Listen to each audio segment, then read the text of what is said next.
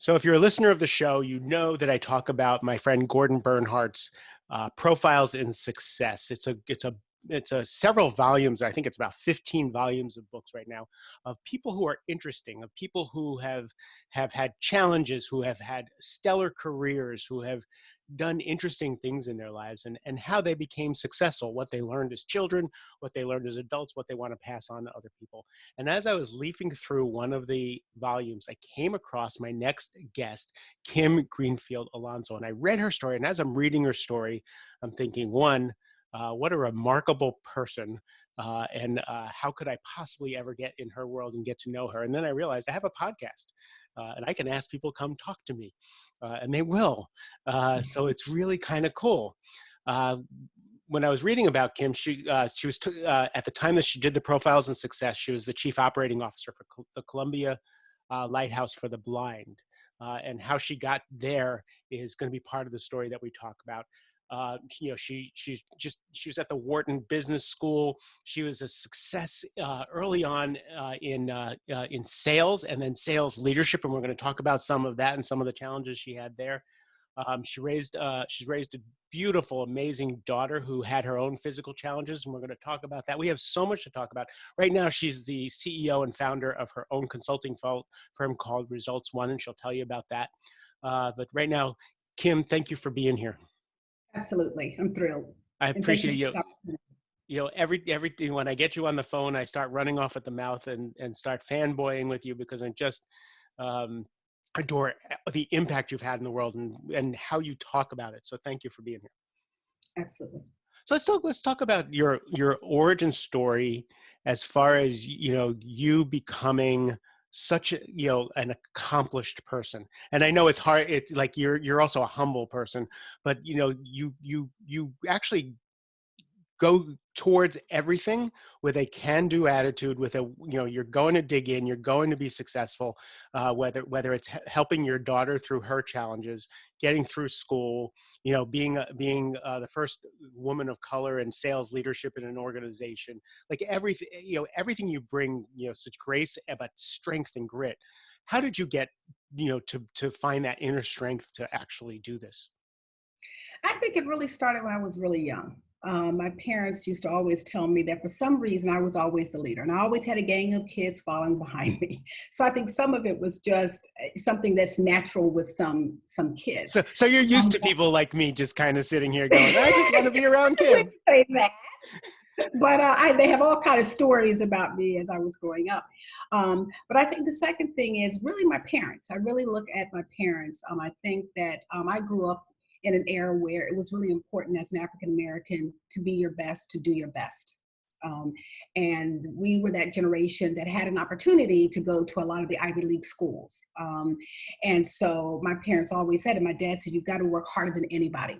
In order to prove and make your mark in life, you've got to work harder. And so I think that it started at a very young age. My father made sure at age 14 and 15, we were working, so we had jobs in his office, and then we had jobs with Kentucky Fried Chicken. So the idea of working hard was something that was just always, I guess, kind of innate. And then I have a competitive streak. I just always wanted to be the best. I wanted to, so whatever. So you had some natural. Right. So there was. Right. It was this kind of thing like, well, if you can do it, I always laugh because my parents always tell me the story when I was at Ursuline Academy in high school, and I was getting BCs and I was okay with it. And then all of a sudden I came in with a group of girls that I really liked, and they were the National Honor Society. So my mother said literally overnight, that was where I wanted to be. And I ended graduating in the National Honor Society. So I think I just... So you put yourself in the middle of a group of people who were doing something that you wanted to do. Right. And my competitive spirit said, wait a minute, I can do this too. And so I think, and I always remember my dad just really, with all of us, you are going to not only go to college, you're going to go on to grad school. He used to always tell me, by the time before you turn 30, you have to have your own home. So there was all these little things that at the time you don't think about, but then you kind of chuckle and you look back over your shoulder and you say, I am where I am in part of being blessed to have two parents that raised me and made sure that, I was on the straight and narrow. That gives the definition to parents launching their children. Right. Right. And my brother and I were just talking. My parents were of very modest means. Not educated. And so we didn't learn anything about money. We didn't learn Mhm. anything about education. We didn't learn anything about any. God bless them. They did the absolute best that they could, but we Mhm. had to find that on our own later. And it's Mhm. it's it's so interesting to see that you know people, you didn't rebel against it. It wasn't so oppressive that you had to Right. rebel against. It was support, like that you were launched in a proper fashion. So I'm Right. curious. So you have this Ivy League education, and then you go into sales. How did you get So into it's sales? very so I always say everything in life happens for a reason, right? So I came out of so I went to Wharton undergrad and worked a couple of years in insurance, and then went on to grad school to Kellogg, and then came out and was not quite sure what I wanted to do. And so I was blessed. Merck, I wanted to get back to the East Coast. I knew that. And so Merck, Sharp and Dome at the time had a program. At that time, there were a lot of programs with a lot of organizations hiring African American students, and they had a professional program, and you would get into the program, and then your path was somewhat pre-selected, but also you had a voice. So you started in all aspects of marketing and research and accounting. And one of the things they saw in me, because I always thought I was marketing research. I always thought I was that person sitting there doing marketing research analysis, and what they saw in me was more on the sales side of the house. And so I did a year in sales, and then came back and then went into marketing research, and then really enjoyed being out in the field. I really enjoyed meeting people. And so ended up becoming a manager, and then went up to senior region director, and then did that for a couple of years, and then went over to be a senior national account executive, which I love, which is working with managed care organizations, and worked with Merck to start the CEO roundtable that we did for years. So in spite of I am not a salesperson. I'm really blessed with the opportunity, because I think that helped me to put me in the position that I am now, in terms of starting a business and having to have that ability, whether you call it sales, whether you call it networking, Oh, but totally. that ability to just get out there. When I I always became a say, when I became a coach, if mhm. it wasn't for my background in sales, it doesn't matter how good of a coach I was. I don't know that I would have been able to figure out how to get my product to anybody. And I think I always tell kids, if you don't know what you want to do, go to sales. You don't know, because I think the foundation of it, in terms of what it teaches you, in terms of Totally. presentation skills, in terms of not fearing talking and, to individuals, meeting all kinds of people from all walks of life. I think it really helps you to really forge any path that you might want to forge, later on in life.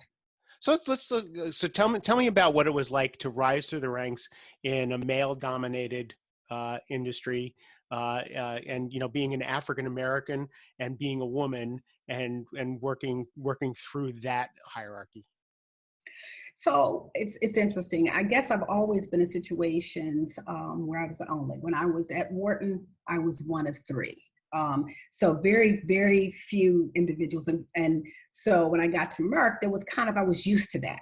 Um, so it was at the time, because they were really looking for us and they wanted us to excel. I would say I had great mentors that helped me and guided me, and gave me the opportunities that I had. On the other hand, I would also say that some of the experiences working in sales in Macomb, Mississippi, and in southeastern Louisiana, Mm. I was certainly confronted with things like, oh, you need to find yourself a colored boy, you know, and things like coming into a doctor's office. And because I was a pharmaceutical rep, I could come through the front door, but all the blacks had to come through the back door. And you would see in the front door, you would see all Caucasians, and then the back door, you would see. But this So this is not the 50s. This is the correct. 90s, This is the 80s, the 80s. 80s, Yeah, the 80s and like 90s. because And people so, people think this is such ancient history. That's part of the yeah. argument that's happening today. Is it's such ancient history? Why can't we just? And I'm like, excuse me, no. I grew up in New York, and black people were not allowed to buy houses in the Mhm. suburbs when I was growing up. This is my lifetime. So, like, hello, this is the Right. 80s when you're told this, and you're a professional with a graduate degree. Right. No, I mean, so it always, And to a certain extent, it made you realize how much harder you had to work.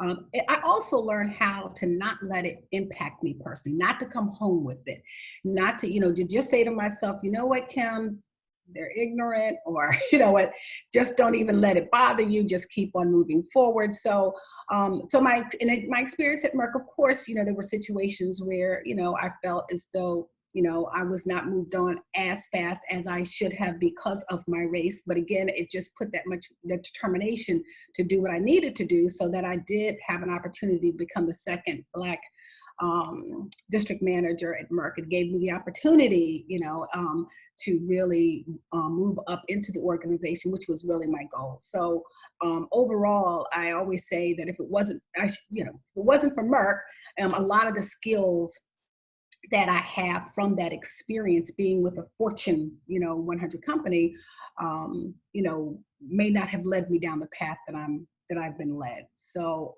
overall, I was pretty lucky that, of course, there's always going to be the incidents of microaggressions that you're going to see in an organization, particularly back then. But because of my experience in college, I was able to kind of wave through it and get through it. And so we talk a lot about, you're a leadership person. We talk a lot about emotional intelligence. Now, how did how did you deal with the internal rage, the internal, this isn't fair, this isn't right, you have no right to talk to me this way, I am an Ivy League educated human being, my parents didn't raise a person to be treated. Mhm. How did you deal with all that internal and then go out and be professional? Mhm.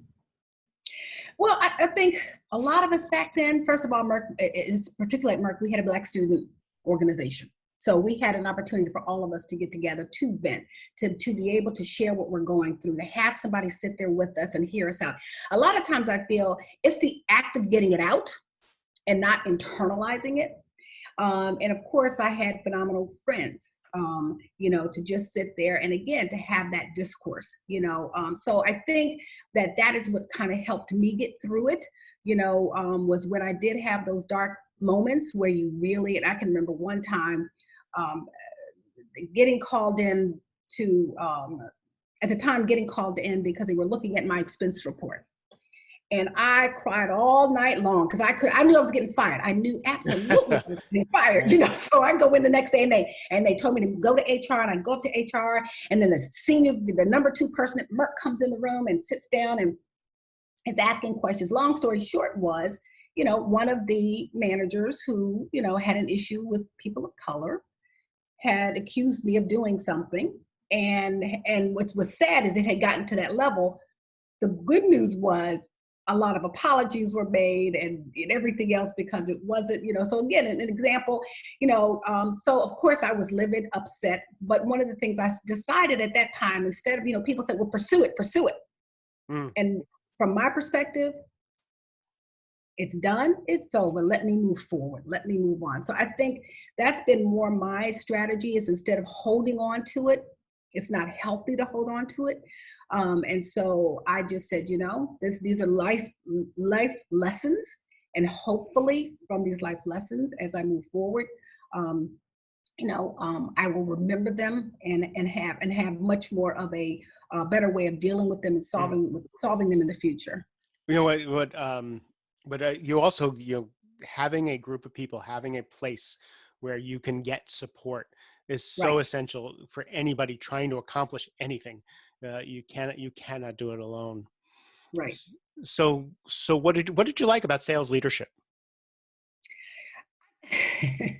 I loved working with a team of individuals. I loved motivating them. I loved training. I think that was one of the things. And I was blessed. I had a great team, one of the most diverse teams, because my goal when I came to Merck was to hire people of color.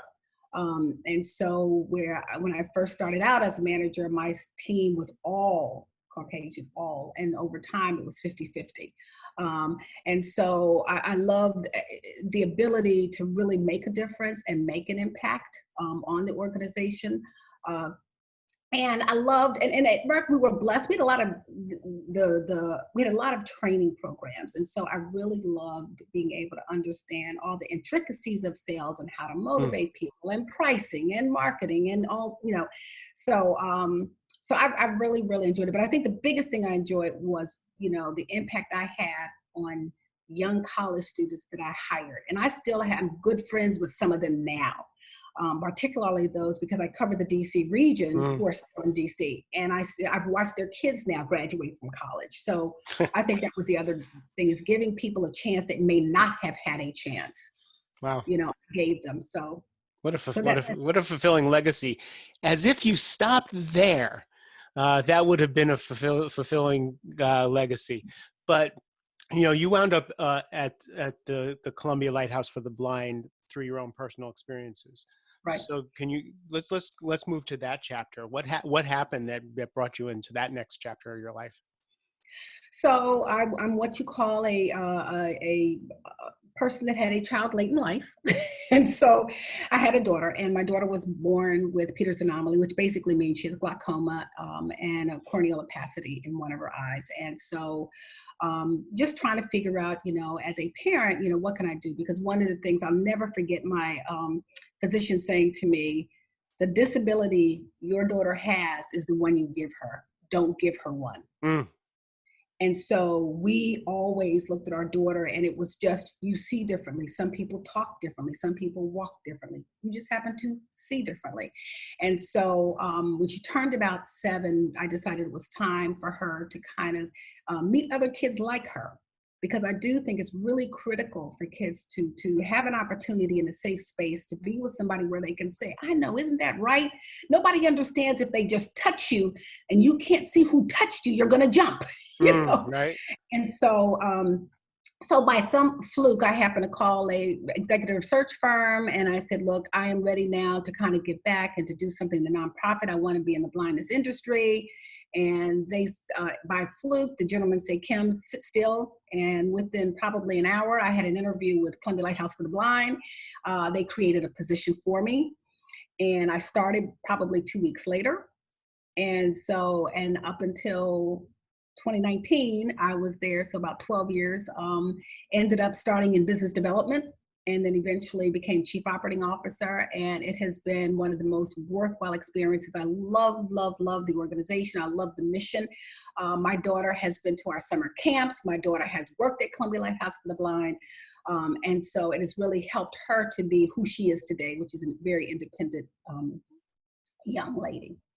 That's, yeah, inspiring story. So let's not skip over it. So you're a rock and rolling traveling salesperson. You know, you're on stages, you're leading teams of people, right? As a lot of my women friends say, you know, they got the heels, they got the pearls, they're doing their thing, and then you have a child, and she has challenges, Mhm. right? So what was that like for you, as far as, you know, shifting gears now, because you can't power through that, Right. uh, another challenge that needs support, that needs finesse. Originally, it was scary because the first thing you tend to do is to say, oh my God, what is she going to do with the rest of her life? You jump 20 years. Mm, And so the first thing in my head was, oh my God, what is life going to be like? Oh my God, she's going to be discriminated. It's, you know, it's one thing being discriminated because of your color, right? Now, because of this, you know, and so I just jumped there. And again, I have this phenomenal physician who said to me, take it a day at a time. mm, You don't know what's in store in the future. And so from there, I literally did just that. It took it a day at a time. Um, and it was important for me to learn everything I could. So I joined the National Association for Parents of Visually Impaired Children, Maryland School for the Blind, American Foundation for the Blind. So I immersed myself in all those organizations and industries that could help educate me so that I understood what I needed to do for my daughter. I wanted to make sure she was mainstreamed. I wanted to make sure she could be just as bright and talented as mm, she could be. And I didn't want that vision piece to hold her back. And so I think I was very deliberate about choices about where she went to preschool, where she went to school. And, we exposed her to skiing. She was in Girl Scouts from the time she was 4 years old. She was in Jack and Jill, which is a African-American organization. So I really wanted to make sure that in spite of her vision, that she led the most fulfilled, independent, beautiful life as she could. Now, I will say the other reality of it was my daughter for the first 2 years of her life had surgeries almost every 2 months. And so going back and forth to Johns Hopkins, and she was born 3 pounds 11. So you can imagine she's very tiny. So she was born a month early. And so going through that with my husband, staying overnight in the hospitals, we couldn't stay with her, was really difficult. And then all the eye meds and everything, and then not quite understanding, did she have vision? Didn't she have vision? Because when they're young, you can't really tell. We did find later on that, yes, she has some vision. And so, certainly there was that sense of, okay, at least, there is what I call functional vision. But and so even now we go to Duke University every 6 months for her because she has glaucoma. So we go every 6 months down to North Carolina, overnight trip. We've been blessed for the last 2 years. Her pressures have been low.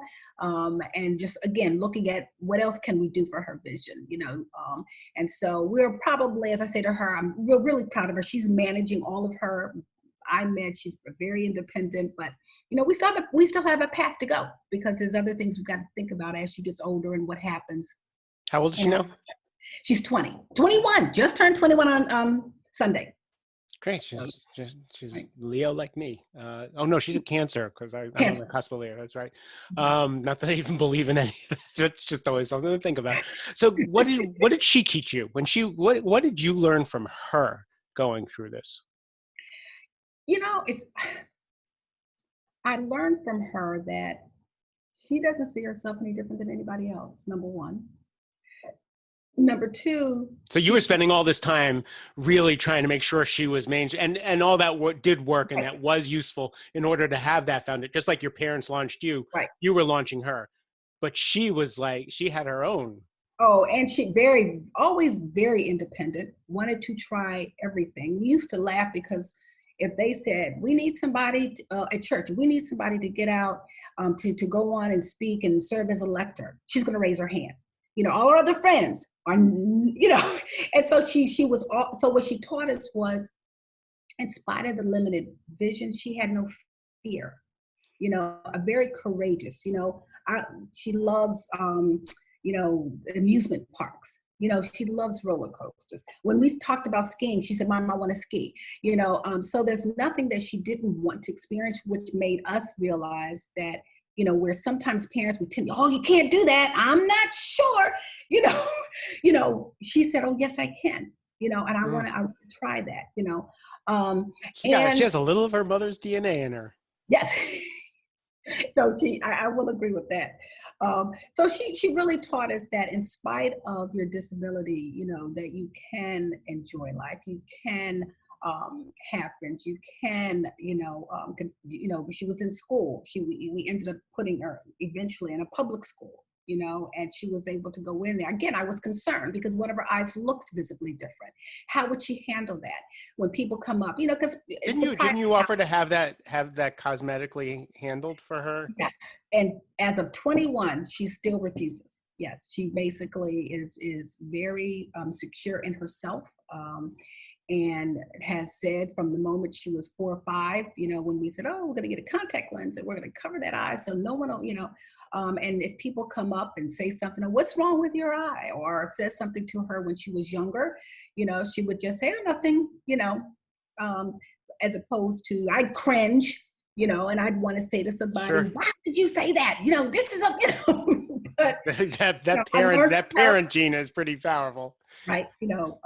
So, and I think she also taught, she's resilient. She's very resilient, in terms of just, having to go through, and again, she's 21. So at least twice a year in all these years, we have to go down to Duke and she's got to find out, do I need surgery or don't I? And we've been just so impressed at her ability to just go down there. And if they say, I'm so sorry, your pressure's high, you need surgery, she's right there. There's no drama. There's not, I'm the one, sitting there. I mean, don't want her to see it, but I'm sitting there going, oh no, not this time. Right. And then when she gets great news, she jumps up and screams and hugs the doctor. you know. So we're very, very proud of her. Very, very proud. And How'd you, I think the other thing she also taught us is anybody with a disability, particularly a visual one, the amount of work in school is double. yeah. Because you're going to read slower. She reads Braille, and her work ethic, her ability to really, in spite of that, work hard and make sure that, I'm going to excel and do well. I mean, she finished 3.9 in high school, taking AP classes. So she really, really had that fortitude, to really learn what she needed to learn and to excel at it so she can excel. I couldn't do that. I don't read Braille. So this is something that she really had to do.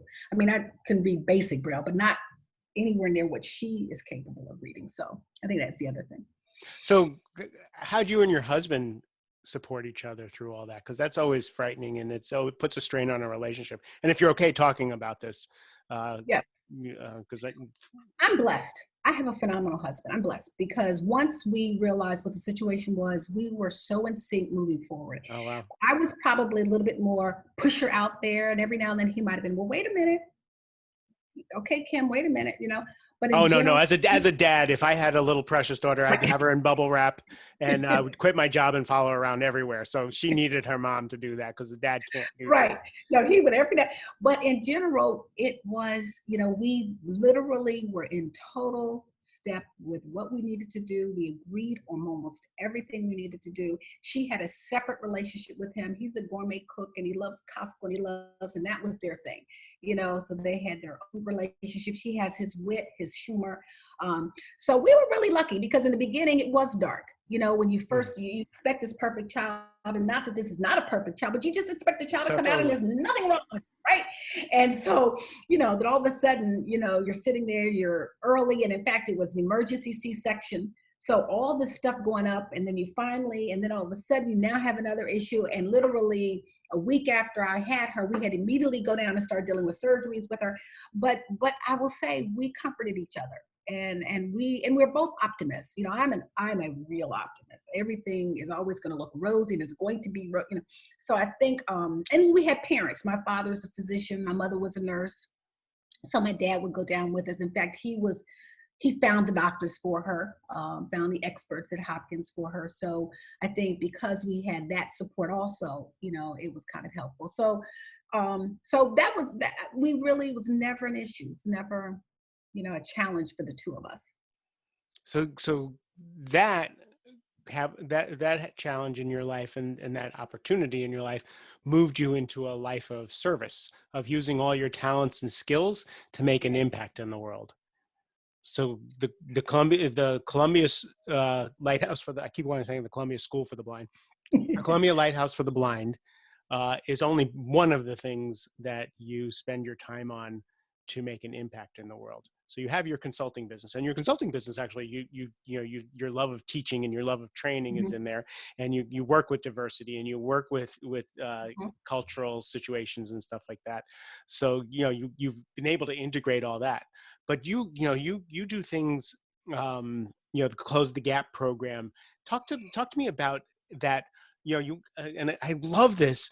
You went from a life of education, career trajectory, all that stuff, to now the last, 20 years, you have been impact focused, legacy focused, and tell me about the difference between that and where you are now and what life is like focused that way. So so you're right. Once my daughter was born, I, decided that I was ready to really give back, and I'm blessed to be able to give back. My husband has business, and so that afforded me not to have to focus so much on the income that I was making going into a nonprofit.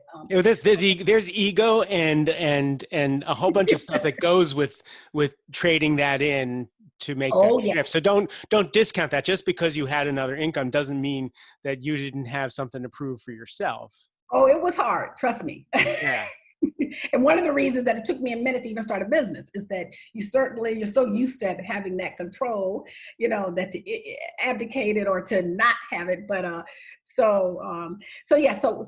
once I left, so once my daughter was born, I started working at CLB, and then because of that, obviously, I started looking at other board options. And most of what I did was I was on the Montgomery County Commission for People with Disabilities. I worked with the DC State Advisory Panel for Special Education, and so so most of my focus was around supporting organizations that had missions that were related to people with disabilities. I'm lucky being in DC. I'm a native Washingtonian, know a lot of people, so that afforded me to be on certain commissions in DC. But everything I tended to focus on was really focused in that area. And then as I kind of started evolving, my daughter, where she started going, I started following, because I think, as I shared with you, she went to Duke Ellington School of the Arts, so she's a vocal art. She sings for vocal arts. And so I started, starting to say, okay, Kim, kind of broaden, let's do something different. So then I went to Imagination Stage, which is just a theater for young audiences, on their board to work with them, because again, they were one of the only places that would allow my daughter with vision issues to come and participate. And so she started acting for several years, and then they found she had a voice. And so from there, and then more recently, as I started making this change, and when COVID came, I started thinking, okay, what else can I do? What can I do around this COVID? And I was watching a TV show one day, and there was a line of Latino people lined up waiting to get food. And all of a sudden, my husband walked in the kitchen. I said, honey, I know what I want to do. I want us to start a program to feed undocumented immigrants, because where can they get food? They can't go on the programs, right?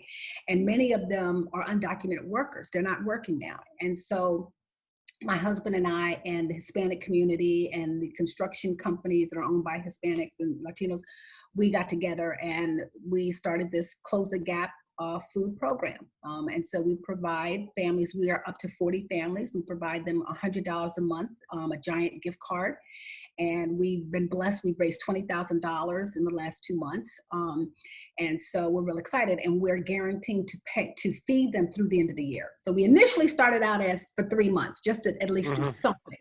And we've been blessed enough to raise enough money that we can feed the families till the end of the year. And we also had a huge donation of masks. And so now we give them masks, we give them nutritional list of the foods they should purchase to leverage that $100. And so it's been real exciting to feel that you're having some impact. I always say that no impact is too small. So even if we had 5 families, that's 5 more families that are being supported and helped. And you think about it, that $100 a month. I spend more than that on myself, like for a week. So it really is, and people can make it stretch, and that drop in the bucket really is a lifeline. And it's something that's so invisible. What you saw, we're all dealing with whatever the impact of COVID is for us, and then there's a group of people who are totally invisible in society, who are struck by this. And forget about the legal and the political and all that stuff. These are human beings who need help. So correct. I'm just amazing. And you're working with the mayor on this? And yes. And so the mayor's Office of Latino Affairs is working with us, and she's been, because the first person I called was her to say, here's something I want to do. And she was beyond thrilled, because again, they were already looking at what can we do for that, because again, I wasn't trying to be funny, but I said, a lot of them come into our homes and clean our homes. They're in our backyards, they're doing our hair, and so you tend to take it for granted, but they're part of our family. And my husband's Cuban.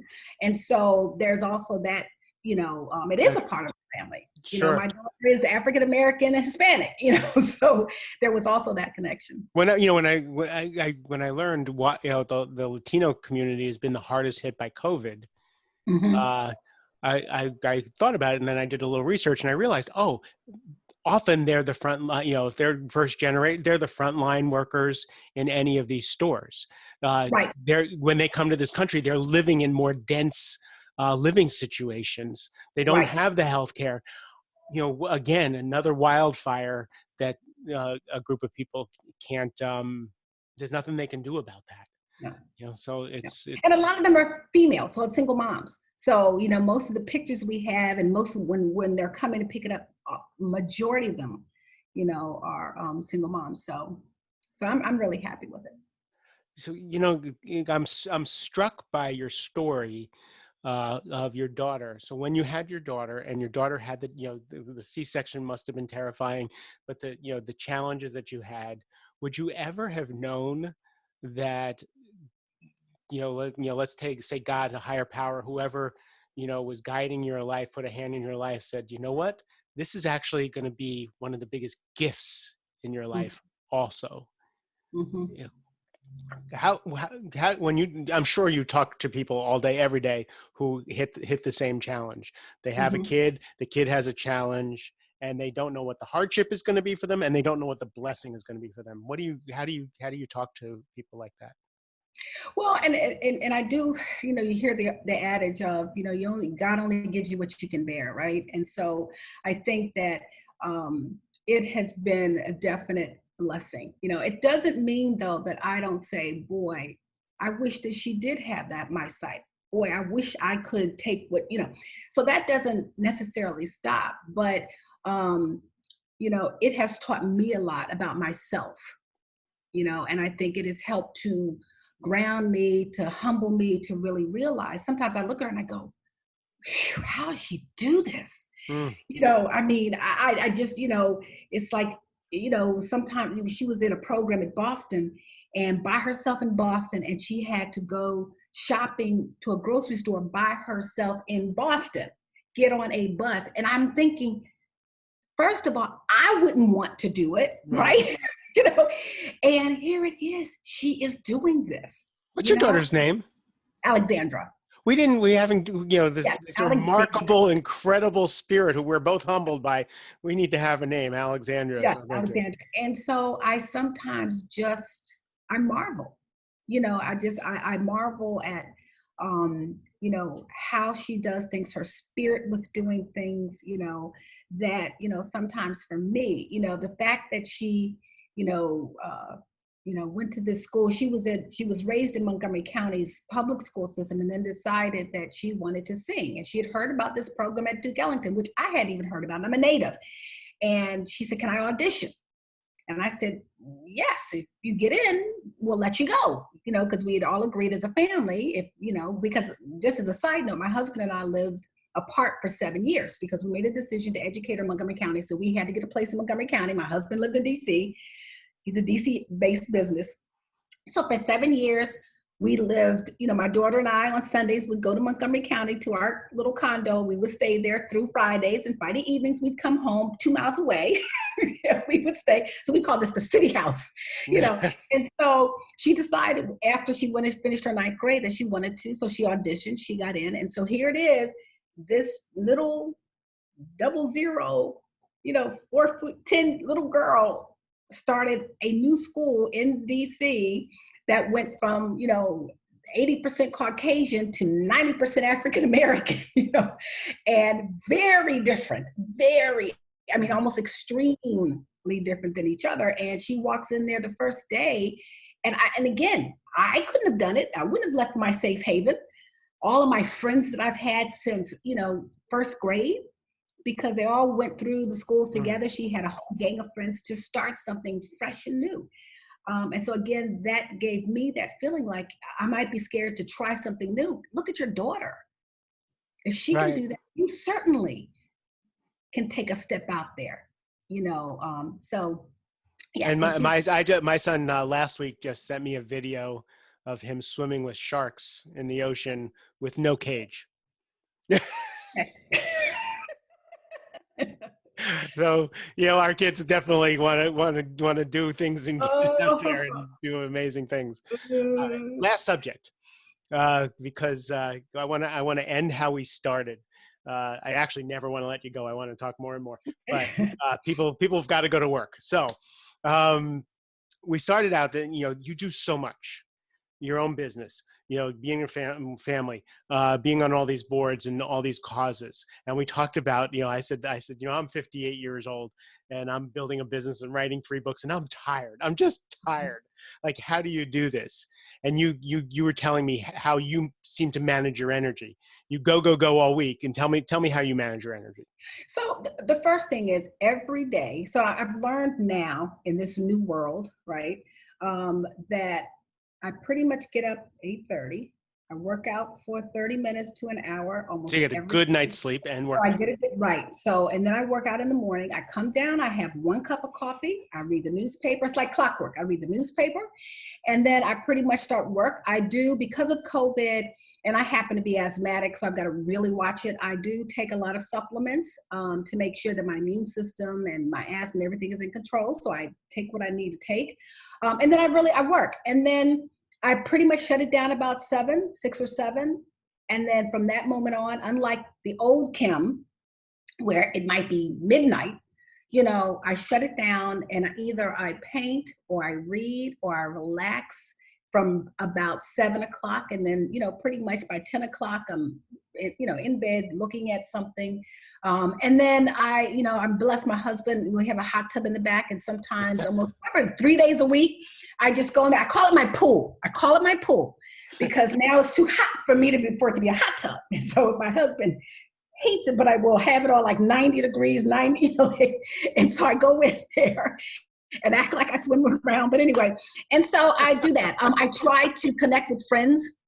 I do a lot of Zooms. I will say one thing about COVID that I would say, I'm not going to say it's a positive, but one of the benefits coming as a result of COVID is that I spend a lot more time with my family. My brothers are in Atlanta, and so we do a lot of Zoom calls, my relatives in Kansas City. And so I do connect much more with individuals in the evening, unwind. We have happy hour to just, again, to kind of relax and vent. If it's been a bad day, I'll get 2 or 3 people on a Zoom and we'll just sit there and vent and share and strategize on, whatever's going on and how we're feeling. There's so much unrest right now that it's so hard to turn the TV on and not get frustrated. Right. And so, we have a lot of discussions, and that's, where my business now is interesting is that a lot of the business I'm focused on now is unconscious bias training and focus group facilitation and racial justice, because of everything happening. And sometimes that wears on you, so you need that outlet.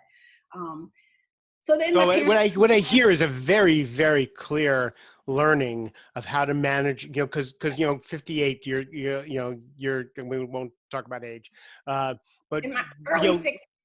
but it's we're on the other side of middle age, where this used to be old. We're on the other side of the middle age, still creating, still doing all this stuff. But now we got to be smart with our energy, get the rest, get the exercise. And I love that you have an on and off switch. As you said before I turned on the microphone, you go all week. And then Saturday, nothing. Right? Like, and in order for us to keep contributing the way we want to contribute, we've got to learn those skills. Yes. No, nothing Saturday and Sunday. And the running joke is I don't even want to leave the house. I almost don't even want to leave one room of the house. Because I know that my body needs to relax. And one of the things I learned the hard way is, I always say, and I was listening to something you said on your podcast, and I had to laugh. And it was about listening to your inner voice.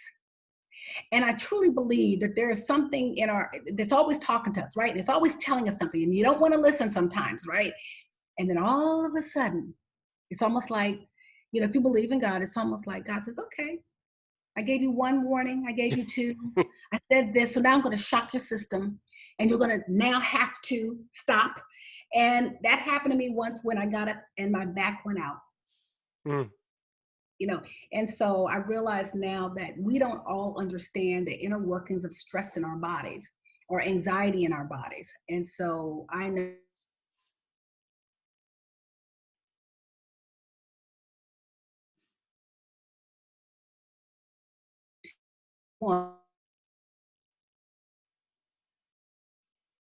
supportive of her, and my husband and I want to enjoy, as we start looking at our retirement years, whenever that is. So how can people get in touch with you? So they can get in touch with me at Results One LLC, www.results1llc. So they can certainly reach out to me through that. My email is kalfonso, KALFONSO, Alfonso DC at results1llc.com. Great. So I'll put that in the show notes. And then if people want to learn about Close the Gap or is there a website for that? There is a website for that. And again, but two things. One, they can email me and I'll give them the link, because sometimes we change the link, but it's www.closethegap.com. But they can certainly reach out to me, because I'll put that in the show notes and all your contact information so people can follow that would what be you're doing. outstanding. And also the Columbia Lighthouse for the Blind Yes. and so people who want to be interested in what you are can find you. Kim, thank you for sharing so candidly and so vulnerably. I appreciate it. And thank you. I love this conversation. To everybody else, really thank you for hanging in. Thank you for having the tough conversations with us and being willing to grow and evolve and listen to that little voice. It's breathtaking that so many of you take the journey with us. I love you. Share the podcast if it's worthwhile. I appreciate that. Have a great rest of the day. Thank you. Bye-bye.